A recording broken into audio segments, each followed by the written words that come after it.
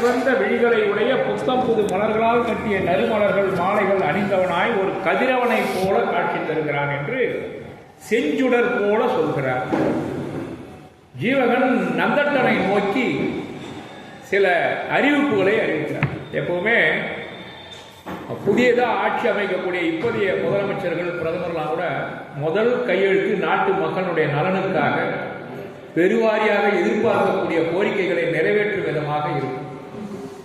அப்படி ஜீவகன் நந்தட்டனை அழைக்கிறான். அவனை நோக்கி சிலவற்றை அறிவிக்கிறார். வார்பினி முரசம் நாண வானதிர் முழக்கம் எய்ப்ப தார்பினி தாம மார்பன் தம்பியை முகத்துள் நோக்கி ஊர்பினி கோட்டம் சீப்பி துறவாதவன் ஆண்ட நாட்டை பார்ப்பினி கரையின் நீங்க படாபுர சரைவி என்றான். துறவாதவன் என்று சொன்னால் கட்டியங்காரன் அர்த்தம். கட்டியங்காரன் இதுவரை நாட்டை அறம் கெட ஆட்சி செய்தான். நல்லவர்களுக்கு காலம் இல்லை. இறைலியாக விட்டு நிலங்களை எல்லாம் பிடுங்கி அவன் அதிகமாக வரி போட்டு மக்களை வதைத்தான். ஆகவே மக்கள் எல்லாம் துயரத்தில் இருந்தார்கள். இனி அந்த துயரம் நீங்குவார். அவன் இறைலியாக விட்ட நிலங்களை எல்லாம் எதையெல்லாம் கையகப்படுத்தினானோ அந்த நிலங்களை எல்லாம் மீண்டும் அளந்து அவர்களுக்கு விட வேண்டும் என்று முதல் உத்தரவாக குறிப்பிடுகிறான். அதை எப்படி சொல்கிறார்னா பார்ப்பினி கரையின் நீங்க என்று சொல்கிறார். நிலத்தை வரையறுக்க சொல்றான். யார் யாருக்கு நிலங்களை தானமாக கொடுக்கணும் வரையறுத்து அவர்களுக்கு நிலத்தை தானமாக கொடுக்கிறான். சமணர்களுக்காக வழங்கிய நிலங்களுக்கு பேர் பள்ளி சந்தம் பேர்.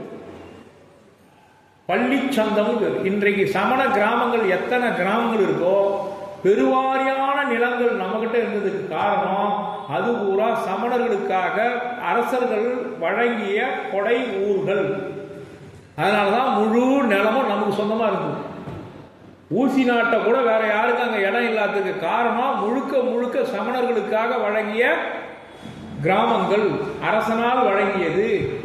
அதை வைத்து சமணர்களும் அந்த சமண கோவிலும் வழிபட வேண்டும் என்பதற்காக அங்க கொடுத்தார்கள். மன்னர்கள் கொடுத்தது பள்ளி சந்தம். அந்த பள்ளி சந்தம்ன்ற பகுதியெல்லாம் இன்றைக்கும் கிராமங்களில் பார்த்தீங்கன்னா உங்க ஊர்ல இருக்கிற நிலங்களுடைய பெயரை எடுத்து பாருங்க. பள்ளி சந்தம் இருக்கும், கோவில் மானியம் இருக்கும் இல்லைங்களா? இந்த நிலங்களுடைய பெயர்கள்லாம் பார்த்தீங்கன்னா அதிலே நம்முடைய தாற்பயம் தெரியும். ஒவ்வொரு ஊரினுடைய வரலாறு எழுதணும், தல வரலாறு எழுதணும்.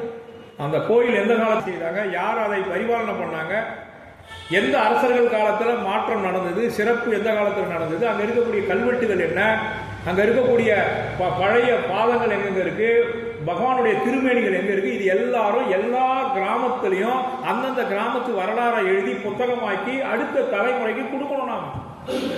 நம்ம ஊர்ல இருக்க கல்வெட்டு நம்ம ஊருடைய சிறப்பே நம்முடைய சந்ததியருக்கு தெரியலன்னா வேற யார் அதை தெரிஞ்சுக்க முடியும்? நினைச்சு பாருங்க. சித்தாமூர்ல மணிலா கோயில் ஒண்ணு இருக்கு.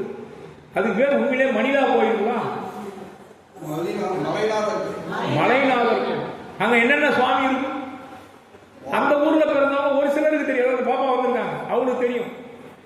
ஒரு சிலருக்கு தெரியாது. தொண்டூர்ல மிக அழகாக அஞ்சனார் படின்னு சொல்லி அஞ்சனார் புகலிடம் ஒரு குகை இருக்கு. அந்த குகையில சாமி இருக்கு, பூஜை செய்யறாங்க. சீயமங்கலம் இந்த புகழுக்கு செய்ய போறாங்க.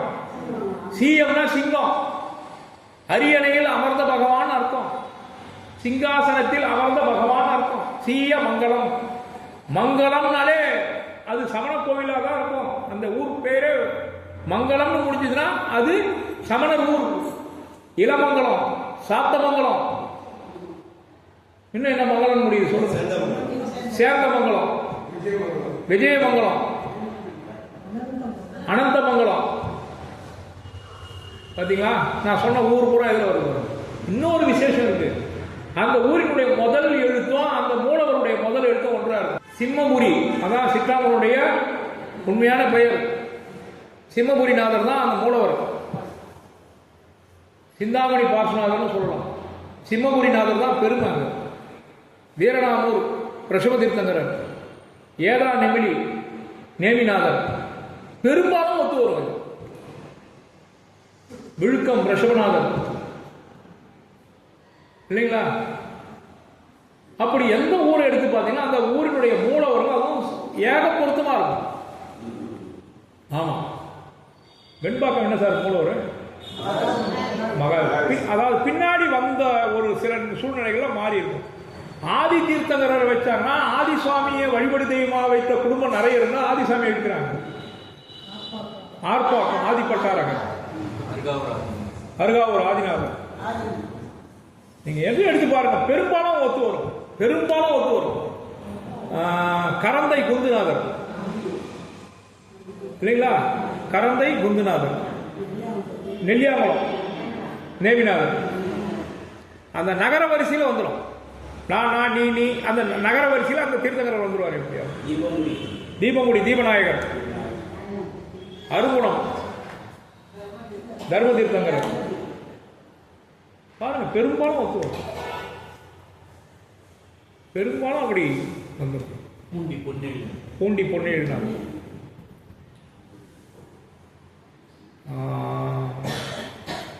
ரெட்டை கோயில் இருக்கிற ஊர் நிறைய இருக்கு. அதுல திருநெருங்குன்றமா ரெட்டை கோயில் இருக்கிற ஊர். சந்திரபிரபு சுவாமி இருக்கிற கோவில் ஒரு கோவில், அப்பாண்டைநாதர் இருக்கிறது ஒரு கோவில். ரெட்டை கோவில் இருக்கிற ஊர் அதுவும் கீழைப்பள்ளி. பெரமண்டூர், பெரமண்டூருக்கு ஒரு சிறப்பு இருக்கு தெரியுங்களா? மண்டல புருடர். பெரமண்டூர் மண்டல புருடர் மிகப்பெரிய ஒரு நிகண்ட எழுதினவர் மண்டல புருடர். அதுபோல இந்த ஸ்ருதையால ஆன பிம்பம் உடைய ஊர்களாம் மிகப்பெரிய சிறப்பு இருக்கு. சுதை பிம்பம்னு பேர். அது திருநெருங்குன்றம் அப்பாண்டைநாதர், பெரமண்டூர்ல சந்திரபிரபு சுவாமி, திருப்பருத்தி குன்றம், கண்ணலம், கரந்தை குந்துநாதர், திருப்பனம்பூர், கரந்தை திருப்பனம்பூர், திருநெருங்குன்றம், கண்ணலம், பெரமண்டூர், அப்புறம் வேற ஏதாவது சார் பெரும்பாலும் சந்திரபிரபு சாமி இருக்கும். திருமலையில இருக்கு. திருமலையில மலையடிவாரத்தில் சுதை பிம்பம் இருக்கு. இது மூலம் ஒவ்வொரு கோயிலும் ஒரு சிறப்பு இருக்கு சார். அந்த சிறப்பை பூரா நம்ம எடுக்கணும் சார். தீபங்குடி தீபநாயகர்னு ஏன் பெயர் வந்து பார்த்தீங்கன்னா மூலவரில் இருந்து விளக்கு ஏற்றிட்டு வருவாங்க மானஸ்தம்பம் வரலையும். அந்த தீபம் ஏற்றிட்ட பிறகு அந்த அழகை பார்க்கணும் சார். கண்கொள்ளா காட்சி சார். தீபநாயகர்னு பேர் வரும். என்ன அழகா இருக்கும் சார்.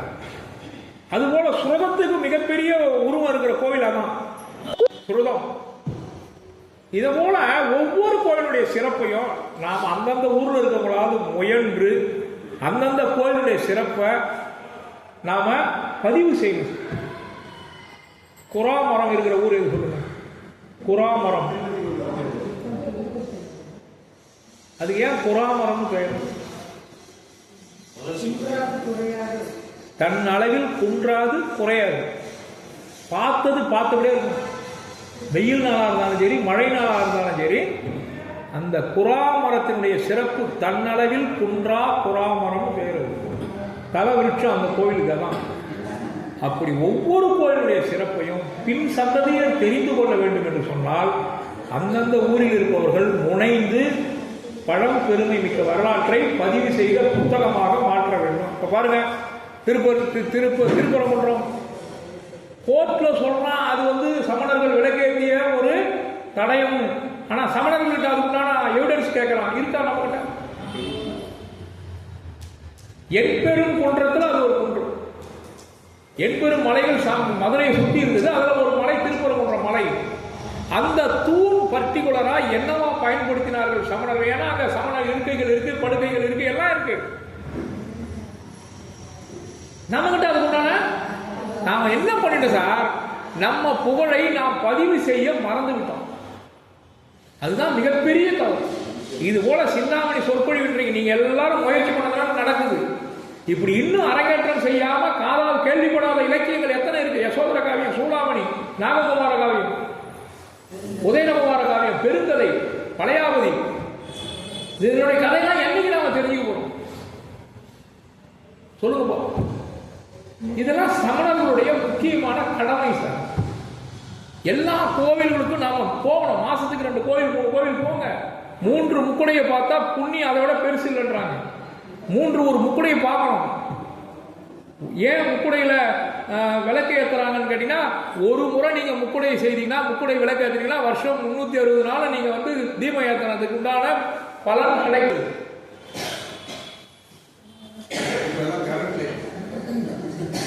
நாம கோவிலுக்கு போல கரண்ட் ஏற்று தமிழ்நாட்டில் மட்டும்தான் அந்த முக்குடை. இன்றைக்கும் சார் எந்தெந்த ஊர்ல அப்படி நடக்குதுன்னு எனக்கு தெரியாது. கொஞ்ச நாளுக்கு முன்னாடி வரையிலும் விழுக்கத்தில் முக்குடை நடக்கிறதுக்கு முன்னாடி மாட்டு வண்டியில ஒரு மோட்டு மண் எடுத்துன்னு வருவாங்க. அந்த மண்ணை குழப்பி அந்த சட்டத்தில் மண்ணை வைப்பாங்க. அதுக்கு பிறகு குயவர்கள்ட்ட இருந்து அதில் வாங்கி அதில் பொருத்துவாங்க. ஒரு விளக்கு கூட நிற்காது. இன்னைக்கு எல்லாம் தகுடு போச்சுட்டோம். தகுடுல எண்ணெய் ஊற்றி ஏற்றுனோடனே கீழே இருக்கிற ஹீட்டு மேலே இருக்கிற விளக்கு எரி விடாம அந்த இயற்கை பெரியவங்க செய்த அந்த அமைப்பு இன்றைக்கு யார் செய்வான்? மண்ணை குழப்பத்துக்கு ஆள் இருக்கான். மண்ணை எடுத்து போய் உள்ள வைக்கிறது யாரு? மண்ணில் அந்த விளக்க பொதிக்கிறது யாரு? முக்குடைக்காரங்களே இன்னைக்கு என்ன பண்ணிடுவான்? காசு கொடுத்து கோயில் வச்சாருன்னு தீபம் ஏற்றுக்கிட்டு போய் காசு எல்லாருக்கிட்டையும் இருக்கு.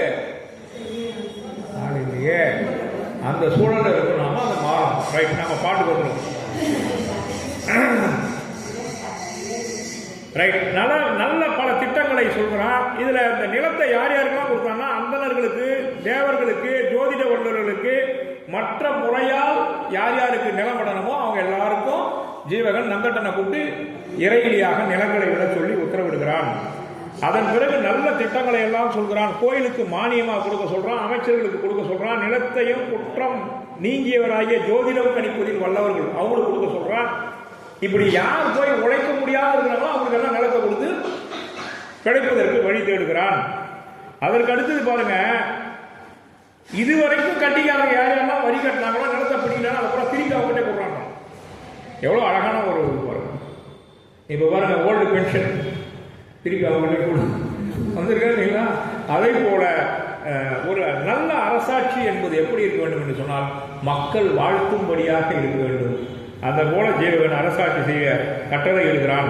அதற்கு அடுத்து பாருங்க, நந்தட்டன் வள்ளுவனை கொண்டு முரசு அரைத்து அவற்றை மக்களுக்கு அறிவிக்கிறான். இதெல்லாம் கட்டிங்கால நந்தட்டன் கிட்ட சொல்லிட்டான் ஜீவகன். அதை மக்களுக்கு சொல்லணும்னே முரசு அறிவிக்கணும். முரசு எப்படி அறிவிக்கணும்? நகார் சித்தாமூர்ல மட்டும்தான் எனக்கு தெரிஞ்சு கடைசியா இருந்தது. கரந்தில் இருக்கா சார்? நம்ம திருவிழா போது ஓஹோ, ரொம்ப அழகு சார். அதுவும் இல்லாம படிபூஜை நடக்கிற ஒரு கோவில் கரந்தை மட்டும்தான் நினைக்கிறேன், வேற எங்கேயாவது நடக்காது. உங்களுக்கு தெரிஞ்சு கரந்தையில மட்டும்தான் அந்த சிறப்பு கண்கொள்ளா காட்சி. ஆமா, அது மாதிரி ஒவ்வொரு கோயிலுக்கும் ஒரு சிறப்பு இருக்கு, அதை தெரிஞ்சுக்கணும்.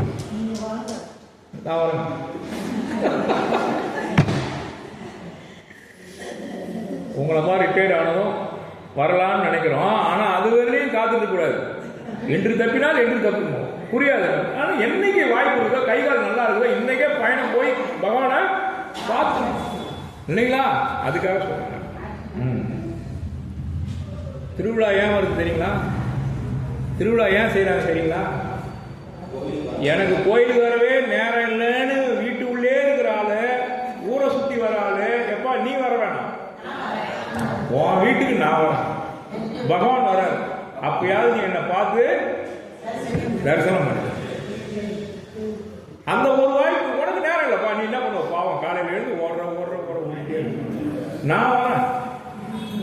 அப்பயும் நேரம் நீ வெளியே ஓடிட்டா நான் ஒன்றும் பண்ண முடியாது இல்லைங்களா? இந்த திருவிழாவும் போது சார் தேவர்கள் பகவானுக்கு திருவிழா செய்வாங்க. நம்ம ஆகணும் சொல்லுவோம். அப்போ தேவர் குழாம் எல்லாம் அந்த திருவிழாவுக்கு முன்னாடி வந்து நமக்கு ஒரு வேலை கிடைக்காதான்? தெருப்பு இருக்கிற வேலை, தண்ணி தெளிக்கிற வேலை, சாமரை போடுற வேலை, இந்த வாகனத்தை தூக்குற வேலை, இப்படி ஏதாவது ஒரு வேலை அந்த திருவிழாவில் நமக்கு கிடைக்கிறாதான் தேவர் குழாம் காத்துட்டு கிடப்பானா சார். நாமளும் நம்ம எந்த ஊர் திருவிழாவுக்கு போனாலும் நம்ம கைங்கரியமா ஏதாவது ஒரு காரியம் செய்யணும். யார் சாப்பாடு போட்டாலும் 10 பேருக்கு உங்க கையால சாப்பாடு போடுங்க, இந்த புண்ணியம் உங்களுக்கு வரும். திருவிழா வருதா, ஓரம் ஒரு முண்டுகளை சுத்தம் பண்ணுங்க. திருவிழா வண்டி இருக்கா, ஓரம் நிறுத்துங்க, வடம் பிடிச்சிடுங்க. நம்ம திருவிழா நாம ஊர் கூடி திருவிழா செய்தாகணும் சார். திருவிழா பண்றவரே எழுதி போயிட முடியுமா?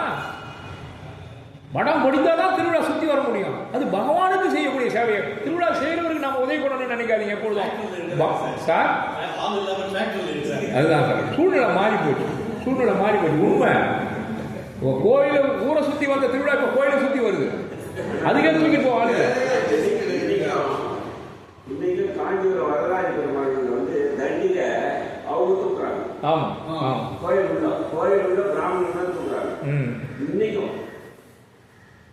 அந்த நம்ம ஊர்ல திருவிழா நடக்கிற நாங்க முன்ன போய் நின்று சார். திருவிழா செய்யறவங்க கூப்பிடுறாங்க, கூப்பிடல, 1008 வேலை இருந்தாலும் எந்த ஊர்ல திருவிழா நடந்தாலும் அதுக்கு வந்து விழா ஆயத்தம்னு பேர். பகவான் வந்து வலம் வராரு. அந்த நேரத்துல அந்த புனித பூமியில நாம இருந்து பகவானை தரிசனம் பண்ற பாருங்க, அதை விட புண்ணியம் வேற எதுவும் கிடையாது. அதனால திருவிழா எங்க நடந்தாலும், பஞ்ச கல்யாணம் எங்க நடந்தாலும் அந்த பகவானை போய் அன்றைக்கு நாம பார்த்து நம்மால முடிந்த ஒரு உதவி அந்த இடத்துல செய்துட்டு வரணும்.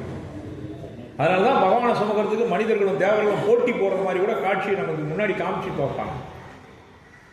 அதனால நம்மால முடிந்த சேவையை செய்யணும். அதுக்கு பேரு RSSல இன்னைக்கு வச்சிருக்கோம் கர சேவைன்னு வச்சிருக்கோம். கர சேவைன்னு சொல்லுவாங்க இல்லைங்களா? நாம நம்மால முடிந்ததை நம்ம சமணத்துக்கு, நம்ம கோவிலுக்கு, நம்முடைய ஆண்மனுக்கு உதவி செய்யுங்கள். ரைட். நந்தட்டன் வள்ளுவனை கொண்டு முரசறைந்து அவற்றை மக்களுக்கு அறிவிக்கிறான். என்றலும் தொழுதும் சென்னி நிலனுரை இழுந்து போகி வென்றதில் முரசம் யானை வீங்கரு தேற்றி பைப்பொன் குன்ற கண்டனைய கோல கொடிநெடு மாட மூது சென்றிசை முழங்க செல்வன் திருமுரசு அறிவித்தானே. முரசும் சொல்லல, திருமுரசு, சிறப்பு கருதி அப்படி சொன்னார். ரைட். அடுத்து பாருங்க, இன்று முதல் 16 ஆண்டுகள் வரி இல்லை என முதல்ல அறிவிக்கிறான். அதான் முதல் அனௌன்ஸ்மெண்டே. 16 ஆண்டு வரி கிடையாது. ஆமா, இந்த பழக்கம் எப்பொழுது எந்த சிறப்பு நாள்களை செய்வாங்கன்னா, ஒன்று அரசன் அரியணை ஏற நாள்ல சொல்லுவாங்க. அந்த அரசனுக்கு ஒரு குழந்தை பிறந்தால் அந்த குழந்தை பிறந்த சந்தோஷத்துல இந்த மாதிரி அனௌன்ஸ்மெண்ட் வரும். அப்படிதான் ஜீவகன் பிறந்தா, நீ அரண்மனையில பிறந்திருந்தா உங்க அப்பா என்னென்னலாம் செய்திருப்பாருன்னு அந்த அம்மா பாராட்டும் பொழுது இத்தனை ஆண்டு வரி இல்லாம இருந்திருக்கும். கஜானாவை திறந்து விட்டுருப்பாரு உங்க அப்பா. ஜோதிடம்லாம் நீ பிறந்த தேதியை குறிச்சிருப்பான். உனக்கு என்னென்ன சிறப்பு நடந்திருக்கும். எந்த சிறப்பும் இல்லாம இப்ப சுடுகாட்டில் கலக்குறியப்பா அப்படின்னு அந்த அம்மா மருகும் பொழுது அழகு சாராது. ரைட். பிணியாளரும் பெண்களுக்கும் நலத்திட்டங்களை அறிவிக்கிறாங்க. அதுல ஒண்ணா சொல்றேன். ஒன்றுடை 15 ஆண்டு அப்படின்னா 15 ஆண்டா கூட ஒன்ன சேர்த்துனா 16 ஆண்டு. குறுகடன் இறைவன் விட்டான். குறுகடன்னா வரி. இன்றுளீர் உலகத்தென்றும் உடனீராக வாழ்வின் பொன்றுக பசியும் நோயும் பெரும் பொருந்தலின் பகையும் என்ன மன்றல மருகுதோறும் மணி முரசார். அப்போ ஒரு நாட்டில் என்ன இருக்கக்கூடாது? 3 வந்து பிணி சார். பிணி இருக்கக்கூடாது, பசி இருக்கக்கூடாது, இன்னொன்று இருக்கக்கூடாது, நோய் இருக்கக்கூடாது. இந்த 3 ஒரு நாட்டுக்கு மிகப்பெரிய சோகத்தை ஏற்படுத்தும். அதனால இந்த 3 ஒரு நாட்டில் இல்லைன்னா அந்த நாடு செல்வ செழிப்பான நாடு. பசி இருக்கக்கூடாது, நோய் இருக்கக்கூடாது, பகை இருக்கக்கூடாது. இந்த 3 ஒரு நாட்டினுடைய வளர்ச்சியை தடுத்துரும். கொரோனா எப்படி தீர்த்து கட்டிட்டு பாருங்க. அதனால இந்த 3 நோய் இல்லாத பார்த்துக்கணும்னு சொல்றாரு. அதனால்தான் திருக்குறள் ரொம்ப அற்புதமா ஒரு நாடுன்னா எப்படி இருக்குன்னா, ஒரு பசியும் ஓவா பிணியும் செரு வகையும் சேராதிருப்பது நாடு. நாட்டுக்கு இலக்கணம் சொல்லியிருக்கார். அதே மாதிரி சிலம்புலையும் சொல்றார். சிலப்பதிகாரத்துல ரொம்ப அழகா சொல்றார். பசியும் பிணியும் பகையும் நீங்கி, பசியும் பிணியும் பகையும் நீங்கி வசியும் வளனும் சுரக்கென வாழ்த்தி என்று அந்த நாட்டை வாழ்த்துகிறார்கள். அதுபோல இன்னொரு இடத்துல சொல்றாரு, ஒரு மனிதனுக்கு உயர்வு என்பது இந்த 3ம் இல்லாமல் இருக்க வேண்டும். கொடிது கொடிது இளமையில் வறுமை கொடிதுன்னு அம்மையார் பாடினாங்க இல்லைங்களா? பசிப்பிணியை பத்தி எவ்வளவு அற்புதமா ஔவையார் பாடியிருக்காங்க. பசிப்பிணியை போக்குவதற்காக ஒரு காப்பியம் தான் அது மணிமேகலா காப்பியம். அக்ஷய பாத்திரத்தை ஏந்தி பசிப்பிணியை போக்கினாங்க. வள்ளல் பெருமான் இன்றைக்கும் வடலூர்ல அணையா அடுப்பை தோற்றுவித்தார். ஆகையினால பசிய போக்கத்தான் ஒரு மனிதன் செய்யக்கூடிய மிகப்பெரிய தர்ம காரியம். கோடை காலத்துல மொட்டை மாடியில ஒரு கிண்ணத்துல தண்ணீர் வைக்கணும், அதை விட தர்மம் வேற எதுவும் இல்லை. அப்படி முடிந்தவரை முயற்சி செய்தால் நம்மாலையும் தர்மம் செய்ய முடியும். ஒன்றும் இல்லை, ஒரு கண் பார்வை குறைஞ்ச ஒரு ரோடை கிராஸ் பண்ணி நிற்கிறாருன்னா அவரை கைப்பிடிச்சு அண்ணன் விட்டணும், அதை விட தர்மம் இல்லை. இப்படி நம்மால் முடிந்த தர்மம், இன்றைக்கு எழுதுமா, இன்றைக்கு ஏதாவது ஒரு தர்மம் செய்தோமா, ஒரு நல்ல காரியம் செய்தோமா, நினைச்சு பார்த்துட்டு தூங்குங்க. நாளைக்கு அந்த மாதிரி எந்த வாய்ப்பு கிடைக்கோ அதை செய்யுங்க. தர்ம காரியம் செய்ய முடியாம நாம தவிர்த்துட்டது எது எதுன்னு நினைச்சு பாருங்க. இப்படி நாம் எண்ணி எண்ணி வாழ வேண்டும். ஒவ்வொரு அடியும் தர்மத்தின்படி நாம காலை வைக்கிறோமா நினைச்சு பார்த்து வாழணும். அறந்தலைப்பட்ட வாழ்க்கையாக இருக்கணும். அதுதான் அந்த காப்பியம் முழுக்க சொல்லுது. ரைட். ஒன்றுடைய 15 ஆண்டை குறுகடன் இறைவன் விட்டான், இன்றுளீர் உலகத்தென்று உடனிலை ராக வாழ்வின் ஒன்றுக பசியும் நோயும் பொருந்தலின் பகையும் என்ன மன்றன மருகுதோறும் மணி முரசார்ந்தானே என்று மணி முரசார்ந்ததன்றே என்று அழகாக சொல்கிறார். இதுல இந்த ரெண்டுத்தையும் நீங்க மனசுல வச்சுக்கணும். எந்தெந்த நாள்ல இந்த மாதிரி அனௌன்ஸ்மெண்ட் பண்ணுவாங்கன்னா, மகன் பிறந்தா செய்வாங்க, அரியணைக்கு வரும்பொழுது செய்வாங்க. ஆனா கட்டிகார் அரியணைக்கு வரும்போது இதுக்கு நேர் மாறா செய்வாங்க. ஆனா சச்சந்தன் ஒரு விதத்துல பாராட்டம் என்னன்னு கேட்டீங்கன்னா, நான் விஜயமாதேவி பிரிய முடியாத சூழ்நிலையில் இருக்கிறேன், ஆனா இந்த உலகத்தை நீ நல்லபடியாக வான் சுவை அமிழ்த மண்ணால் விசையை பிரிதலாற்றே வேந்தன் நீயாகி வையம் இசைப்பட காத்தல் வேண்டும் தான் அரியணையை கொடுத்தான். இசைப்பட காக்கணும்னா தான் மக்களுக்கு எந்த குறையும் இல்லாம இந்த உலகத்தை காப்பாத்திப்பா, என்னால விஜயமாதேவிய பிரிய முடியல. ஏன்? அவ வான் சுவை அமிழ்தம், சாதாரண அமிழ்தம் இல்ல, அவ வான் சுவை அமிழ்த மண்ணால் விசையை பிரிதல் ஆற்றேன் வேந்தல் நீயாகி வையம் இசைப்பட காத்தல் வேண்டும். எப்பவுமே மனசுல இருக்கிறது ஓப்பனா இன்னொருத்தவங்க சொல்லக்கூடாது. அவன் சொல்லிட்டான், புரிஞ்சுக்கிட்டான், இவன் வெளியே வரமாட்டான், வந்தாலும் இவன் வந்தாலும் நம்ம ஆட்சி பிடிச்சிருவான், கிடைச்ச வாய்ப்பை பயன்படுத்தி டப்புன்னு என்ன பண்ணிட்டான், அவனை தீர்த்து கட்டிட்டு அரியணையை தனதாக்கி கொண்டான். ரைட். அடுத்த பாட்டு பாருங்க. நோக்கொழின் தொடுங்கி நீர்க்கும் நொய்கொல சாம்பி நீர்க்கும் பூக்குழல் மகளிர் கொண்டான் புறக்கணி இட்டக்கும் கோத்தரு நிதியம் வாழ்க கொற்றவன் நகரோடென்ன வீட்டுவார் முரசம் கொட்டி விழுநகர் அறிவித்தானே. இது பெண்களுக்கான ஒரு தர்ம காரியத்தை என்ன பண்றான்னா, கண் பார்வை இழந்து வருடம் குருடர்களுக்கு, நோயால் வருந்தி கைவிடப்பட்டவர்களுக்கு அன்னை தெரேசா தான் சார் பாராட்டும். அப்ப தொழுநோய் நாட்டையே முடிக்குச்சு. வீட்டில் இருக்கிறவங்களே அவனை வெளியே தோத்துருவாங்க தொழுநோய் வந்தவன. அந்த தொழுநோயாளர்களுக்கு அன்னை தெரேசா மிகப்பெரிய தொண்டு செய்தார். அப்படி நோய்வாய்ப்பட்டவர்கள் குருடர்கள் அவர்களுக்கு மட்டும் இல்லாமல் தான் முக்கியமானது. அந்த காலத்துல பரத்தியர் பழக்கம் அதிகமா இருந்தது. இந்த ஆண்கள் ஒரு பெண்ணோட நிற்க மாட்டான், கட்டின மனைவியோட இருக்க மாட்டான். பரத்தை இழுப்பறத்தை சேரி பரத்தைன்னு பரத்தையில பல விதம் இருந்தது. இவன் அங்க போயிட்டானா கட்டின மனைவி எடுத்துள்ள விட்டுருவான். அந்த மாதிரி பெண்களுக்கு உதவிக்கு வழி செய்யணும்னு முரசு அறிவிக்கிறான் யாரு? ஜீவகன். அப்பனா அந்த காலத்து பண்பாடு எந்த அளவுக்கு மோசமா இருக்குன்றதையும் நீங்க பார்த்துக்கணும். அது ஒரு பெருமை மிகுந்த வாழ்க்கையா இருந்திருக்கு அந்த காலத்துல. அப்புறம் அவங்க 2 பேரையும் சேர்த்து வைக்கிறதுக்கு ஒருத்தன் வருவான், பாணன் வருவான், பாணி வருவாங்க, சொந்தக்காரர் வருவாங்க, அப்புறம் அவனை கூப்பிட்டு வருவாங்க, அப்புறம் கொஞ்ச நாள் இருப்பான், திரும்பி போயிடுவான். ஏண்டா போறான்றது ஒரு விளக்கம் சொல்லியிருக்கான் ஒரு காப்பியத்தில். குழந்தை பெற்றெடுத்த தாய் குழந்தையெல்லாம் பார்ப்பா, நம்மளை பார்க்க மாட்டான்றப்ப இந்த கேப்ல அவன் என்ன பண்ணுவானோ அங்கே போயிடுவான்.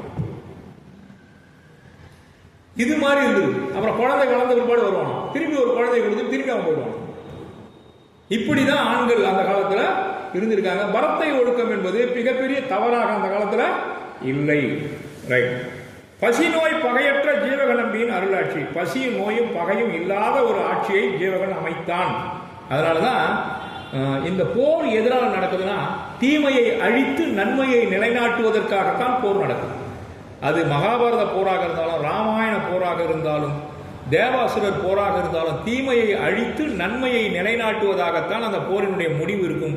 அப்படித்தான் கட்டியங்காரன் என்ற தீமையை அழித்து ஜீவகனாகிய நல்லாட்சியை அமைத்தான். இதைத்தான் திருத்தக்க தேவர் தீமையை அழித்து நல்லாட்சி அமைக்கக்கூடிய ஒரு போராக ஜீவகனுக்கும் கட்டிங்காரனுக்கும் நடந்த போரை காண்பிக்கிறார். அதனுடைய வெளிப்பாடு தான் இது. இப்படியாக ஒருவனுக்கு ஒருத்தி, இதுல வருங்க 2377வது பாட்டு. திருமகன் அருளப்பெற்று திருநில துறையும் மாந்தர் ஒருவனுக்கு ஒருத்தி போல உளமகின் ஒளியின் வைகி பருவரு பகையும் நோயும் பசியும் கெட்டொழிய இப்பால் பெருவிரல் வேந்தர் வேந்தர் கொற்றது பேசல் உற்ற. இனி அவனுக்கு நடக்க போகக்கூடிய திருமணத்தை பற்றி பேசலாம் அப்படின்னு சொல்றார். நேர்ந்ததை இனி சொல்ல துவங்குகிறேன். அப்படி அரசாட்சி செய்யக்கூடிய, அறத்தின் வழியில் ஆட்சி செய்யக்கூடிய ஜீவகனுடைய வாழ்க்கையில் நடப்பதை நான் சொல்கிறேன், துவங்குகிறேன் என்று திருத்தக்க தேவர் இந்த பூமகள் இளம்பகத்தை மிக அழகாக முடிக்கிறார். ஒருவனுக்கு ஒருத்தியை வலியுறுத்திய காப்பியம் எது தெரியுங்களா? ராமாயணம். ஒருவனுக்கு ஒருத்தின்றத வலியுறுத்தி இப்ப சிலம்பு 3 அறச்செயல்களை முன்னிறுத்தி பாடியிருக்கு. நலவன்பா அந்த மாதிரி ஒரு காரியத்தை முன்னிறுத்தி பாடியிருக்கு. ஹரிச்சந்திர புராணம் ஒரு காரியத்தை முன்னிறுத்தி பாடியிருக்கு. பாரதம் அப்படி பாடியிருக்கு. இப்படி ஒவ்வொரு காப்பியத்தின் பின்னாலும் ஒரு அறச்செயல் இருக்கும். அப்படிதான் இந்த காப்பியமும் தீமையை அழித்து நன்மையை நிலைநாட்டுவதாக இருக்கிறது.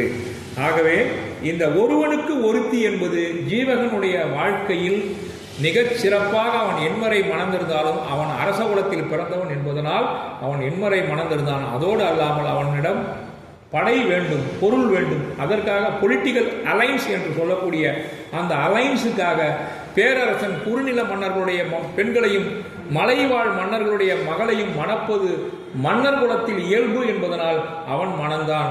ஆகவே அவன் ஏன் எண்மறை மணந்தான் என்ற கேள்வி நமக்கும் அவனுக்கும் பொருந்தாது. ஆகவே அந்த ஜீவகன் மணந்தானே, நாம் மணந்தால் என்ன என்று நீங்கள் யாரும் அந்த முடிவுக்கு தயவு செய்து வந்துவிடாதீர்கள். ஆக இப்படியாக பூமகள் இளம்பகம் நிறைவு பெற்றது. இந்த ஜீவகனுடைய முயற்சி திருவினையாகும் இல்லைங்களா? முயற்சி திருவினையாகும். முயற்சின்மை இன்மை புகுத்திடும். ஜீவனுடைய விடாமுயற்சி தான் இந்த அளவிற்கு அவன் மீண்டும் அரியணையில் அமரச் செய்தது. நம்மிடம் என்ன இருக்கிறது? நாம் சுடுகாட்டில் பிறந்து விட்டோம், நம்மிடம் படை இல்லை, அமைச்சர்கள் இல்லை, பொருள் இல்லை என்று அவன் சற்று சோம்பி இருந்தானால் இந்த உயர்வுக்கு அவன் வந்திருக்க முடியாது. ஆகவே தான் ஊக்கம் உடைமை ஊக்கத்திற்கும் உயர்விற்கும் உழைப்பிற்கும் நேர்மைக்கும் ஒழுக்கத்திற்கும் சிறந்தவனாக இந்த காப்பிய தலைவன் இருக்கிறான். திருக்குறள், நான் சொல்லக்கூடிய இந்த திருக்குறள் அவனுக்கு முற்றும் பொருந்தும். ஒளி ஒருவருக்கு உள்ள வெறுக்கை. பிரகாசமா இருக்கிறான். அது காரணம் என்ன? பிரகாஷம் பேர் வைக்கிறாங்க. ஒளி பொருந்திய முகத்தோடு யாரால் உழவ முடியும் என்று சொன்னால், யாரிடம் ஊக்கம் இருக்கிறதோ, உயர்வு இருக்கிறதோ, விடாமுயற்சி இருக்கிறதோ அவர்களால் தான் ஒளி பொருந்திய முகத்தோடு வலம் வர முடியும். அந்த ஒளி பொருந்திய முகத்தோடு இன்று ஜீவகன் இருப்பதற்கு காரணம் அவனிடம் இருந்த ஊக்கம், உழைப்பு, விடாமுயற்சி, காரியத்தை நினைத்து கடமையாற்றுவது இல்லைங்களா? நான் ஏற்கனவே சொல்லியிருக்கேன். ஒருத்தியை மணந்த சச்சந்தன் காமத்தில் விழுந்து பட்டான். எண்மறை மணந்த ஜீவகன் கடமைக்காக காமத்தை தூக்கி எறிந்தான். கடமையை பெரிதாக நினைத்தவன் ஜீவகன், காமத்தை பெரிதாக நினைத்தவன் சச்சந்தன். அப்படி காமத்தை பெரிதாக நினைத்து வீழ்ந்தவன் இன்னொருத்தன் இருக்கிறான் ராமாயணத்திலே, ராவணன் இல்லைங்களா? அடுத்ததாக இலக்கணையார் இளம்பகத்தில் நுழைகிறோம். மிக அற்புதமான ஒரு காப்பியம் இலக்கணையார் இளம்பகம். இதுவரை அவன் 7 பெண்களை மணந்திருக்கிறான். 8ஆவதாக இந்த பெண்ணை மணக்கப் போகிறான். அவன் மணந்த 8 பெண்களில் 3 பெண்கள் அரசகுல பெண்கள், 4 பெண்கள் வணிககுல பெண்கள், ஒருத்தி வித்யாதர உலகத்து பெண், அவள்தான் காந்தரோதத்தை. ஆக அவனுக்கு முறை மாமன், தாய் மாமனுடைய மகளாகிய இலக்கணையை மணக்கக்கூடிய ஒரு அற்புதமான திருமண கோலத்தை காண்பிக்கக்கூடிய இளம்பகம் தான் இலக்கணையார் இளம்பகம். இந்த இலக்கணையினுடைய இளம்பகத்தை இங்கு தொடங்குவதாக திருத்தக்க தேவர் பூமகள் இளம்பகத்திலே முடிக்கிறார். அலங்கல் ஏந்திய குங்கும அறுவரை மார்பன் கலந்த காரிகை. காரிகைனா பெண், காரிகை அப்படின்னா பெண்ணுன்னு அர்த்தம். அவர்களை தருகன அருள இலந்து மாலைகள் அருவி எழில்வரை மணந்த புலம்பு நீள் சுரம் போய் கொணர்ந்து தருளோடும் கொடுத்தார். இதுவரை நான் மணந்த பெண்கள் எல்லாம் கூட்டுவாங்கன்னு சொல்றாங்க தேவகன். கடும் சுரத்தின் வழியாக, காட்டு வழியாக சென்று அந்த 7 பெண்களையும் அழைத்து வருகிறார்கள். அரியணையில் அமர்ந்த ஜீவகன் அவர்களை பார்க்கிறான். சூரியனையும் சந்திரனையும் கண்டறியாத பெண்களாக, எவ்வளவு அழகா சொல்லியிருக்காங்க. சூரியனையும் பார்க்கல, சந்திரனையும் பார்க்கல. அப்படின்னா அவங்க வெளியே போகல. அதனாலதான் சிலம்பு அழகா சொன்னா கண்ணகிய வண்ண சீரடி மண்மகள் அறிந்திகள். என்ன சார் அப்படி சொல்றீங்க? இப்ப இருக்கிற பையன் கூட அப்படிதான் சார் இருக்கான். வீட்டு உள்ள செப்பல் போட்டுக்கிறான், ஸ்கூலுக்கு போகும்போது ஷூ போட்டுக்கிறான், ஷூவை கைட்டுறதே இல்லை, தூங்கறதுக்கு ஒரு செப்பல், பாத்ரூம் போகிறதுக்கு ஒரு செப்பல், ஸ்கூலுக்கு போகிறதுக்கு ஒரு செப்பல், வேலைக்கு போகிறதுக்கு ஒரு ஷூவு. அவன் காலம் பூமாதேவி ஆக்கல. அதுக்கு முன்னாடிலாம் நமக்கு ஒரு செருப்பு இருக்கும், அறுத்து போனா கூட பின்ன போட்டுட்டு நடப்போம். இப்போ ஒரு ரூம் ஃபுல்லா அடிக்க வச்சுக்கலாம் செப்பல, ஷூ, விதவிதமான ஷூ. அரியணையில் அமர்ந்த ஜீவகன் மோடு கொள்நிலா. மோடுன்னா புகழ்னு அர்த்தம். மோடு கொள்நிலா முளைத்தெழு பருதி கண்டறியா. பாத்தீங்களா, நிலாவையும் பார்க்கல, பருதியும் பார்க்கல. அவங்க பாடு வண்டோடு பறவையும் நடுக்குறும் காப்பின் மாட மாமணி சிவிகையின் மயிலென இழிந்தார். வீடு கண்டவர் போன்றுமின் இடுகொடி அணையர். கிடைச்சா நமக்கு எவ்வளவு சந்தோஷமோ அப்படி ஜீவகனுடைய அழைப்பை அவர்களுக்கு மிகப்பெரிய சந்தோஷத்தை கொடுத்தது. அவர்கள் எல்லாம் மயிலணைய பெண்களாக வலம் வருகிறார்கள். அவர்கள் எல்லாம் சாபம் நீங்கிய பெண்களாக. இதுவரை ஜீவகனை பிரிந்திருந்தது சாப வாழ்க்கை. இப்பொழுது அந்த சாப விமோசனம் பெற்றதாக அவர்கள் எல்லாம் சந்தோஷத்தோடு வீடு பேறு பெற்ற பெண்களாக சந்தோஷத்தினுடைய உச்சத்தில் அரியணையில் இருக்கக்கூடிய ஜீவகனை பார்க்க வருகிறார்கள். அப்போ அரச மகளுடைய காப்பு பற்றி திருத்தக்கதை ஒரு வார்த்தை சொல்றாரு. இந்த வண்டு பறவை இனங்களுக்கு எதனா ஒரு கட்டுக்கிட்டா இருக்கா சார்? இல்லை, நினைச்செடுத்து போலாம், இல்லை போலாமா இல்லைங்களா? அந்த சுதந்திர பறவை வண்டுகள் கூட அந்த ஜீவகனுடைய மனைவிமார் இருந்த அரண்மனையில சுதந்திரமா சுத்த முடியாது. அப்ப காப்பு எவ்வளவு அழகா இருந்திருக்கு பாருங்க. அந்த அளவு பாதுகாப்பு நிறைந்த அரண்மனையில இருந்திருக்காங்கன்னு அர்த்தம். அப்படி சொல்றார். சுதந்திர வண்டு கூட சுதந்திரம் இல்லாம அங்க போக முடியாது அப்படி சொல்றாரு. அப்போ ஜீவகனை வணங்கிய மகளிர் அந்த காலத்துல காலையில எழுந்து காலை தொட்டு கும்பிடுவாங்க கணவன்மார். சிரிக்கிறாங்க பார்த்தீங்களா? காமெடி கொள்ளாதீங்க சார். அதை வீட்டில் வச்சுட்டு சாப்பாடு போறதே பெரிய விஷயம். இது வேற காலை தொட்டு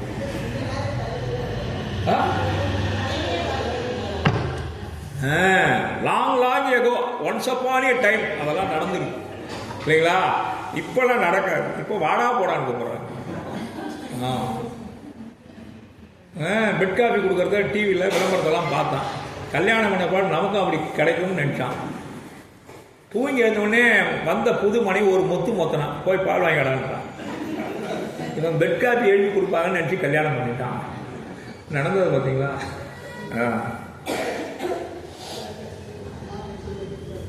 பால் வாங்கிற மட்டும் சொன்னாங்களே, காஃபி போட்டு எட்டு வரான்னு சொல்லாத இல்லைங்களா? ஓ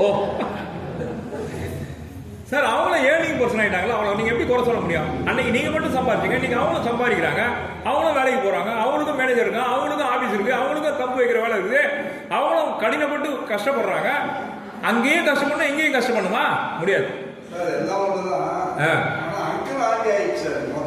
மொத்தத்தையும் அது ஏன் சார் உப்பு விற்கிறோம், பப்பு விற்கிறோம், அத்தனை பேருக்கு அங்கிள் தான். நம்ம தாய் மாமா வந்தாலும் அங்கிள் தான். என்ன பண்றோம்? அப்படி சொல்லணும். ஜீவகனை வணங்கிய மனைவர்களை சொல்றாரு. உவகை முத்து உகவை. கடைசி வார்த்தை பாருங்க. ஒன்றி வீழ்ந்தனர் குவளை கண் உவகை முத்துக்கவை. குவளை போன்ற கண்களில் இருந்து ஆனந்த கண்ணீர் விழ அவர்கள் ஜீவகனை வணங்கினார்கள். உவகை முத்து அப்படின்னா ஆனந்த கண்ணீர்னு அர்த்தம். ஓகைனா சந்தோஷம், முத்துனா அந்த கண்கள்ல இருந்து வர கண்ணீர், ஆனந்த கண்ணீர். ஜீவகனை பார்த்து பிரிந்த மனைவரை அணைத்துக் கொள்கிறான், அவர்களோடு உளவலாகிறான். ஜீவகன் தழுவதால் மகிழ்ந்து நீண்டு அதுவரை அந்த அவனுடைய கண்ணு எப்படி இருக்கு? அவர் ஓவை சொல்றார் திருத்தக்கதைவரு. ஒரு குளத்துல தண்ணி இருந்தா சார், கோடை காலத்துல தண்ணி வத்தி போச்சு, கொஞ்சம் தான் இருக்கு தண்ணி. அப்ப அந்த மீன்கள் என்ன பண்ணுதா, இன்னும் எத்தனை நாள் தண்ணி இருக்குமோ தெரியல, நம்ம எப்படி உயிர் வாழ போறோமோ அது இப்படி அப்படிமா துன்பத்துல கஷ்டப்படுதான் அந்த மீன்கள், சேவை மீன்கள். அப்படி இந்த மனைவிமார்கள் கஷ்டப்பட்டாங்க. எப்போ ஜீவகனை தேட போறோமோ தெரியலையே. திடீர்னு கார்காலத்து மழை பெய்யுது, குளத்து நிறைய தண்ணி வந்துருது. அப்ப அந்த மீன்கள் துள்ளி விளையாடுதான். அப்படி கார்காலத்தில் பெய்த மழையால் அந்த மீன்கள் எப்படி சந்தோஷம் அடையுமோ அப்படி ஜீவகன் அணைத்துக் கொண்டதால் அதுவரை குறுகி இருந்த கண்கள் காது வரை நீண்டது. கண்கள் காது வரை நீண்டது என்று அழகாக ஓமை. எப்போ ஒரு சைக்கிள் கேப் கிடைச்சா கூட அதுல ஒரு அழகான ஓமை போடுறார் சார். அதான் திருத்தக்கதைன்றது. வீடு கண்டவர் போன்றுமின் இடுகண். அவர் வீட்டை பத்தி பாட போறார் அடுத்து. அடுத்து வீடு பேரை பற்றி முக்தி நபகத்தை பாட போறார். அதை இங்கே நமக்கு ஞாபகப்படுத்துறார். வீடு பெற்றவர் போல பெண்கள் இன்பம் அடைந்தார். வேற என்ன வேணாலும் போட்டிருக்கலாம் அந்த இடத்துல. ஆனா வீடு கண்டவர் இன்பம் போல ஏன் பாடார்னா, அடுத்து வீட்டு இன்பத்தை பாட போற ராஜா நீங்க தயாராக நம்மையும் தயார்படுத்துறார். ரைட். ஜீவகன் வணங்கிய மனைவியர் உவகை முத்தை உதித்தனர், பிரிந்த மனைவர் அணைத்து கொள்ளல். அடுத்தது பாருங்க, ஜீவகனுடைய மனைவியர் ஊடல். முல்லை செடி இருந்ததுங்களா, மழை காலத்துல தண்ணி இல்லாம வதங்கி போய் கிடந்துதான், வாடி போய் கிடந்துதான், பூக்கள் பூக்காம இருந்துதான், அரும்பிய முத்துக்கள் பூக்க முடியாம இருந்துதான். அந்த முல்லை கொடி மழையினால் எப்படி சந்தோஷம் அடையுமோ அப்படி ஜீவகனை சேர்ந்த மனைவிமார் இன்பம் அனுபவித்தனர் என்று சொல்றார். வேனல்னா வேணில் காலம், வேணில் காலம்னா கோடை காலம். மானமங்கையர் வாட்டமும் பரிவுந்தம் கணவன் தேனை மார்பகம் தீண்டலும் தீர்ந்தது. அந்த ஜீவகனுடைய மார்பை அவர்கள் அணைத்ததனால் அவர்களுடைய இன்பம் குளிர்த்தது, வாட்டம் போகியது. ஜீவகன் மனைவியரை அலங்கரித்த பணிப்பெண்கள், ஜீவகனையும் அவருடைய மனைவியரையும் அலங்காரம் பண்றாங்க. சேலுன் கண்ணியர் சிலம்போடு திலகமும், இதான் நான் சொன்னது, சேலுன் கண்ணியர் சிலம்போடு திலகமும் திருத்தி மாலை நல்லென மதுக்கமள் தகையன நிலைச்சு கோல வெண்முளை குங்குமம் இடுபொடி எழுந்தி சோலை வேய்மருள் தோல் முத்தும் தொழுதக அணிந்தார். அலங்காரம் பண்ணிக்கிட்டாங்க, அணிகலன்கள் அணிந்துக்கிட்டாங்க, நல்ல உடையை உடுத்திக்கிட்டாங்க. ராஜபோக வாழ்க்கைக்கு அவர்கள் சந்தோஷமாக தயாராகி விட்டார்கள். நஞ்சு மேய்ந்திழந்த களிக்கயல் அப்படின்னா நஞ்சு நிறைந்த கயல் மீன் அர்த்தம். கர்வத்தோடு இங்கும் அங்கும் திரிதான். அதுபோல இவர்கள் சற்று சந்தோஷத்திலே திளைத்தார்கள். அவர்களுடைய கண்கள் அப்படி திளைத்ததாம். மகளிருடன் ஜீவகன் இனிது கூடியிருந்தான். இப்பதான் இலக்கணையினுடைய அழகுக்கு வராரு. இலக்கணையினுடைய கடிவினையை சொல்வோம். இலக்கணைக்கும் ஜீவகனுக்கும் நடக்க போற திருமணத்தை பற்றி இனி பார்ப்போம் என்று ஜீவகனை தயார்படுத்துறார். இலக்கணையினுடைய திருமணம் பற்றி இந்த பாட்டில இருந்து தொடங்குது. இலக்கணையினுடைய அழகை எப்படி சொல்றாருன்னா, செந்தாமரையினுடைய திருமகளை காட்டிலும் அழகு மிக்கவளாம். ஜோதிடன் அதற்காக நல்ல நாள்களை எடுத்து கூறுகிறானா. இதுதான் ஒரு வார்த்தை போடுறாரு, துறை போய் கேள்விகள் துறை போய் அப்படின்னு போடுறாரு. அந்த வார்த்தை பாருங்க. ஆழி மால்கடல் அகன் பெறும் கேள்விகள் துறை போய் ஊழி நன்றியும் உருவினை ஓரையின் முடிப்பான் சூழி யானையும் துலங்கு போன் சிவிகையும் உடையான் வேள வேந்தற்கு விழுப்பெரும் கனி விரித்து உரைத்தான். கனி அப்படின்னா 3 சுழி. நீ கூட்டு கனினா யார் சொல்லுங்க, ஜோசியம் பார்க்கறோம்னு அர்த்தம். கனியன் பூங்குன்றனார் படிச்சிருக்க இல்லைங்களா, 3 சுழி. கனியன்னா ஜோதிடன் அர்த்தம். கனியன் பூங்குன்றனார் ஒரு பேர். அப்ப கனி நல்ல நாளை பார்த்து சொல்றானா, அந்த கனி என்ன சொல்றானா, விதிப்படி அவருக்கு முடிக்கிறத காட்டிலும் 4 நட்சத்திரத்தால முடிக்கக்கூடிய வல்லமை படைச்சவனா. அப்படின்னா அர்த்தம் கற்றுத்துறை போகிய வல்லவன். அவனுடைய ஜோசியத்தினால தேர்களை எல்லாம் பரிசாக பெற்றவன் ஜோதிடன். பாரதத்துக்கு போருக்கு நாள் குறிச்சு கொடுத்தவன் யாருங்க? பாரத போருக்கு சகாதேவன். சகாதேவன் சர்வ ஞானம் பெற்றவன். அவன் குறிச்சு கொடுத்தானா தப்பாது. ஆனா சகாதேவன் குறிச்சு கொடுத்தனாலே போர்ல வெற்றி கிடைச்சுதா? கிடைக்கும். அதனால ஆனா இந்த கணின் என்ன சொல்றாரு, விதிப்படி நடப்பதையும் தன்னுடைய நாள் கோள்களால் அதை நிறைவாக செய்யக்கூடிய அளவிற்கு நாள்கோள் நிமித்தம் பார்த்து சொல்லக்கூடியவன் அந்த கணியன் என்று சொல்கிறார். அது கற்று துறை போதல் ஒரு வார்த்தை போட்டிருக்காரு பாருங்க. இப்ப கூட கற்று துறை போகிய அப்படின்னா என்ன அர்த்தம்னா, சீல கடலாடின்னு ஒரு இடத்துல திருத்தக்க தேவர் ஜீவனை பாராட்டுவார். என்னன்னா கடல்ல நீந்தினான்னு சொல்லலையா, கடலாடினா கடலை கடந்தவன் அர்த்தம். அப்படின்னா அர்த்தம் அவன் முழுமையாக கற்றவன் என்று அர்த்தம். அப்படி கற்று துறை போகிய ஒரு மனிதர் இவர்னா மிக அதிகமாக படித்த பாண்டித்யம் மிக்கவர் அர்த்தம். அப்படி அந்த ஜோதிடனுக்கு இவர் சொல்றார் கற்று துறை போகிய கேள்வியன், கேள்விகளாலும் சிறந்தவன், படித்தும் அறிந்தவன் என்று சொல்கிறார்.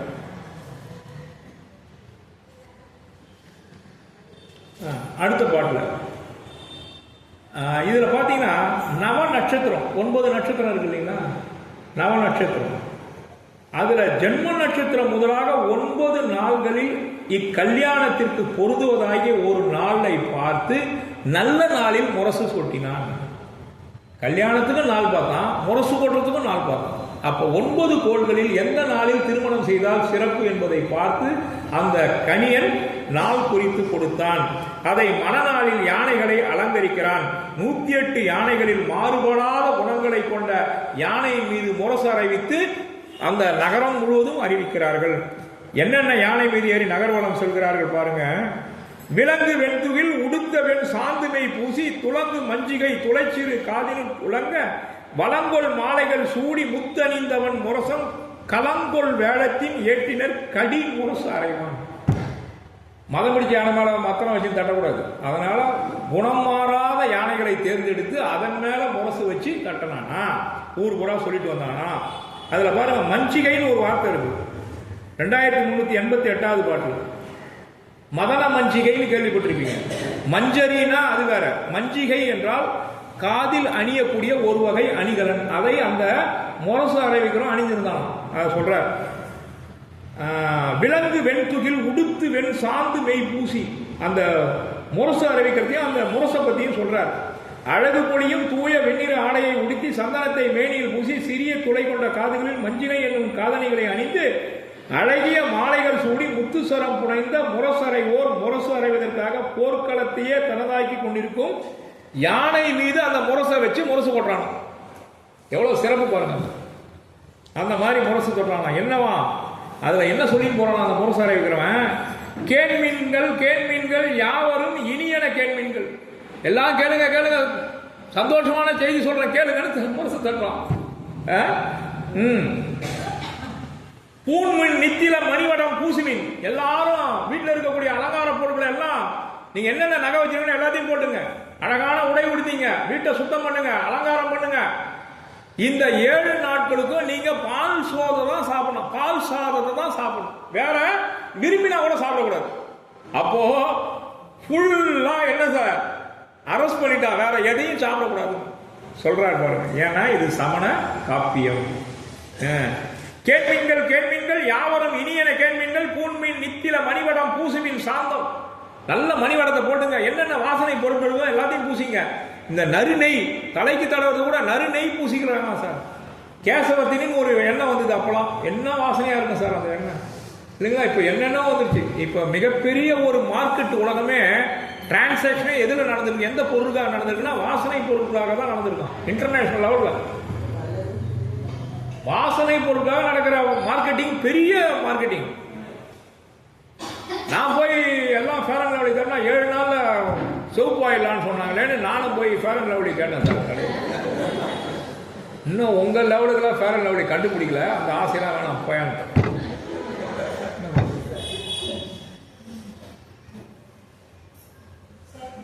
பிறை நிலா அதை எப்படி சொல்றாரு? பிள்ளை நிலா. ஒரு சினிமா பாட்டில் பாடினார் இல்லைங்களா, பிள்ளை நிலா. பிள்ளை நிலானா பிறை நிலான்னு அர்த்தம். இங்க சொல்றாரு பாருங்க, பிள்ளை வெண் பிறை. மகளிருடைய நெற்றி எப்படி இருக்கான்? அந்த பிள்ளை வெண்ணிறை போல இருக்கான்.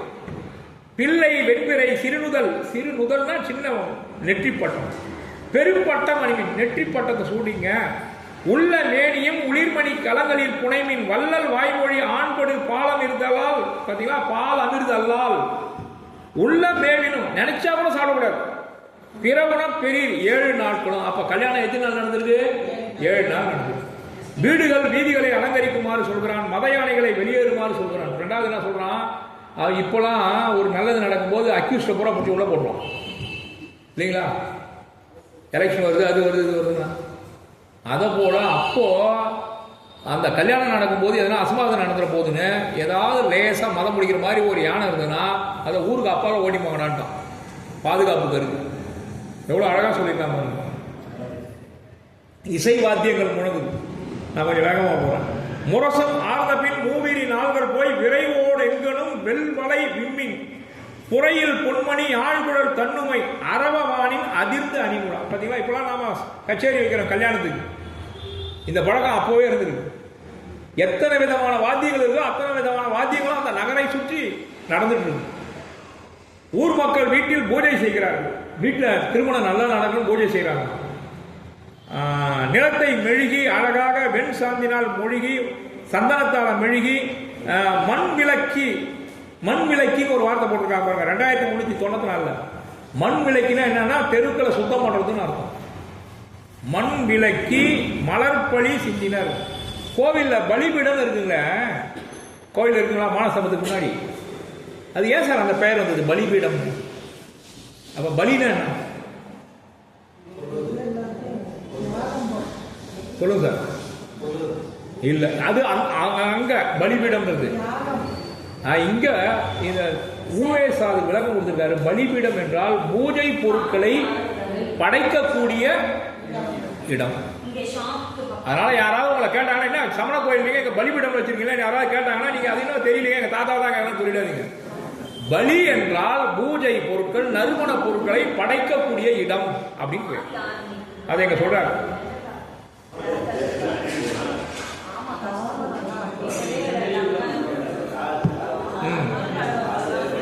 கார் ஏதோ ரைட். ஆய்ந்த மோட்டின ஆண்படு பால் உலை. பாருங்க சார், ஆண் படு பால் அப்படின்னா என்ன அர்த்தம் சார்? ஆண் பால், பசும்பால். பசும்பாலை அந்த ஆண்டாவா கொதிக்க வைக்கிறாங்களாம்.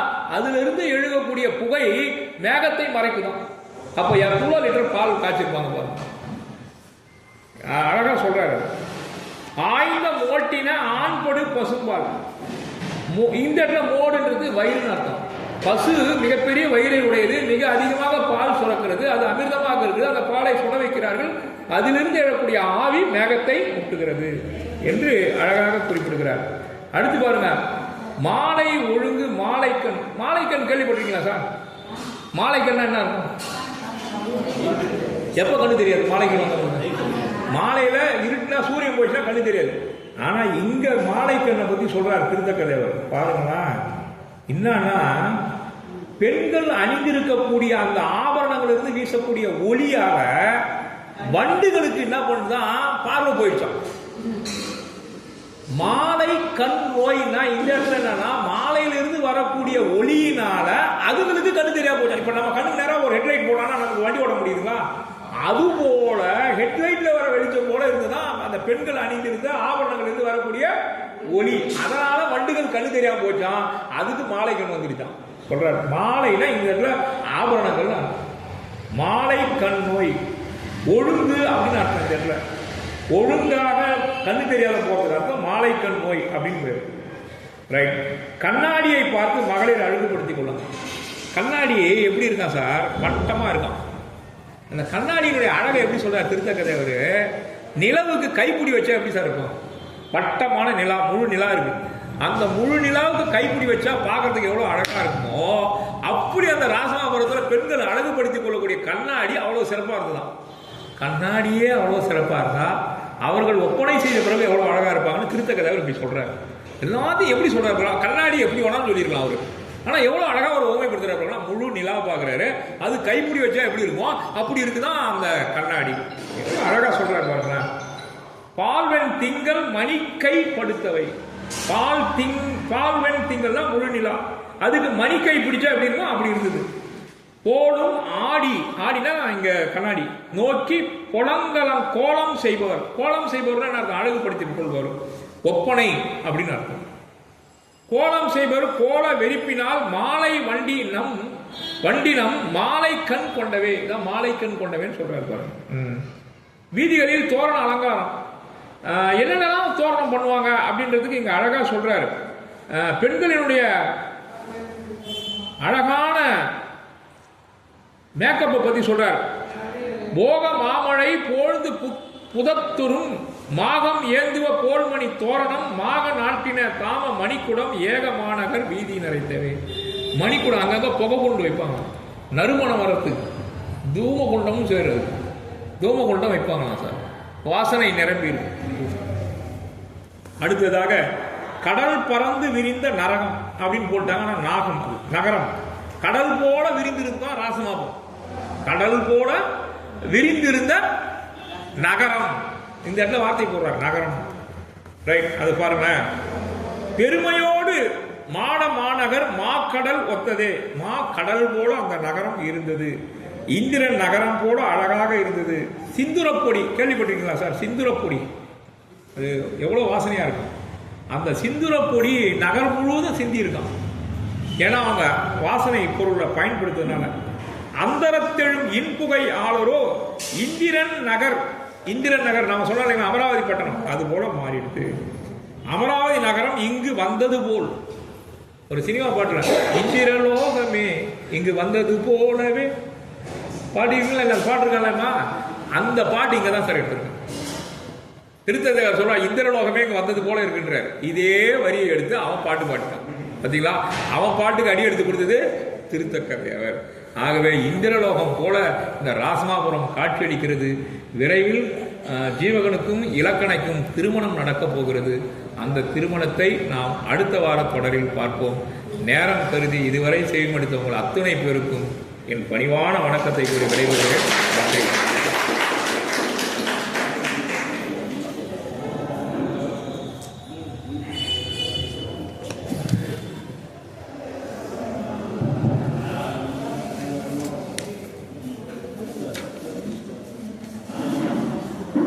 அனைவருக்கும் மீண்டும் எனது மாலை வணக்கங்களை தெரிவித்துக் கொள்கிறேன்.